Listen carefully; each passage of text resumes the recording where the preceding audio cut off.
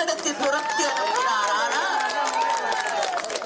ஏன் கொண்டு வந்தீங்க தமிழ்நாட்டுக்கு எதிரான மசோதாவை? நிறுத்தி வச்சு அதிமுக யார பார்த்தாலும் பிஜேபியில கொடிய பார்த்தாலும் நிறுத்தி வச்சு கேளுங்க.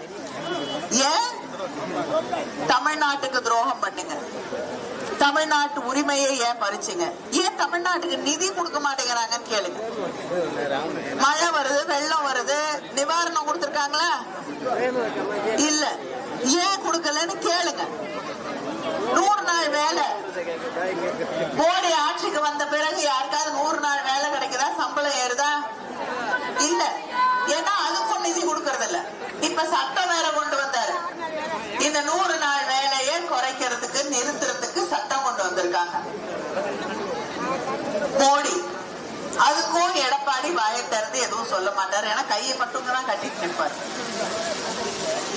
இப்படி தமிழ்நாட்டுக்கு வர வேண்டிய நம்ம பிள்ளைங்களுக்கு படிக்க வேண்டிய ஹிந்தி படிக்கணும்னு சொல்லி, ஹிந்தி படிக்கலன்னா காசு கொடுக்க மாட்டேன்னு சொல்லி 3600 கோடி நம்ம பிள்ளைங்களுக்கு வர வேண்டிய நிதியை நிறுத்தி வைத்திருக்கிறார்.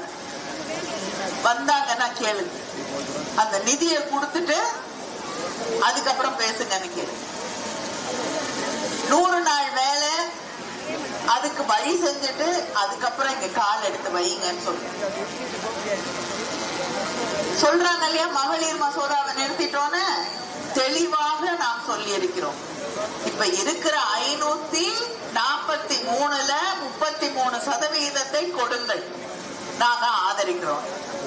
திமுக ஆதரிக்கும். இருக்கிறதுல கொடுங்க. நம்ம என்ன சொல்றோம்? இன்னைக்கு இருக்கு, இன்னைக்கு பசி, இருப்பதில் பகிர்ந்து கொடுங்கள் என்கிறோம். நீங்க என்ன சொல்றீங்க? இந்த பானை சாப்பாட்டை தொடாத, அப்படியே வச்சிரு. பெருசா ஒரு பானை எடுத்து அப்புறம் பொங்கி அப்புறம் கொண்டு வந்து கொடுக்குறேங்கிறீங்க. எங்களுக்கு வேண்டாம். ஏன்னா நீ கொடுக்கறதெல்லாம் கொண்டு போய் அங்க இருக்கக்கூடிய யூபியில கொடுக்குற. அதனால் வருவார்கள். தமிழ்நாட்டுக்கு ஏன் நிதி தருவதில்லை? தமிழ் மொழியை வளர்ப்பதற்கு ஏன் நிதி தருவதில்லை? ஏன் ஹிந்தியை திணிக்கிறீங்கன்னு கேளுங்க.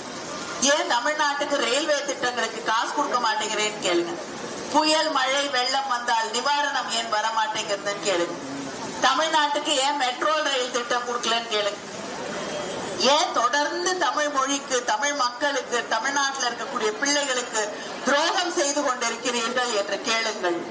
கேட்டு இந்த தேர்தலிலே இந்த தமிழ்நாட்டுக்கு தொடர்ந்து துரோகம் செய்து கொண்டிருக்கக்கூடியவர்கள், பெண்களின் பேரால் தமிழ்நாட்டின் உரிமைகளை பறிக்க நினைத்தவர்களுக்கு இந்த தேர்தலிலே நீங்கள் சரியான பாடத்தை சொல்லித்தர வேண்டும் வேண்டும் வேண்டும் எல்லாம் என்று கேட்டுக்கொள்கிறேன். நம்முடைய அண்ணன் தளபதி அவர்களுடைய கரங்களை பலப்படுத்த நம்முடைய வேட்பாளர் நிவேதா முருகன் அவர்களுக்கு உதயசூரியன் திட்டத்தை வாக்களித்து அவரை வெற்றி பெற செய்ய வேண்டும் என்று உங்களை எல்லாம் வேண்டி கேட்டுக்கொள்கிறேன். நன்றி, வணக்கம்.